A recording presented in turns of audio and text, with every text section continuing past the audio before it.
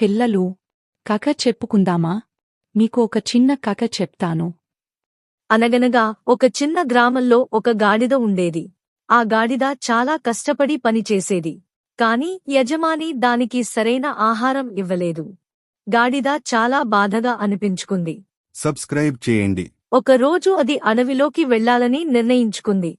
అడవిలో అది ఒక నక్కను కలిసింది. నక్క దాన్ని మోసం చేయాలని ప్రయత్నించింది. కాని గాడిద తెలివిగా ఆలోచించింది. అది నక్క మాటలను నమ్మలేదు. కొంత దూరం వెళ్ళిన తర్వాత సింహాన్ని చూసింది. సబ్స్క్రైబ్ చేయండి. గాడిదకు భయం వేసింది. కాని అది ధైర్యంగా నిలబడింది. అది గట్టిగా అరవడం ప్రారంభించింది. సింహం ఆశ్చర్యపోయి వెనక్కి వెళ్ళింది. గాడిద తన తెలివితో ప్రమాదం నుంచి బయటపడింది. అది తిరిగి గ్రామానికి వెళ్ళాలని నిర్ణయించుకుంది. యజమాని తన తప్పును గ్రహించాడు. ఇకపై గాడిదను బాగా చూసుకున్నాడు. ఆ గాడిద సంతోషంగా జీవించింది. పిల్లలు, తెలివి మరియు ధైర్యం ఉంటే ఎలాంటి సమస్యను ఎదుర్కొనగలం.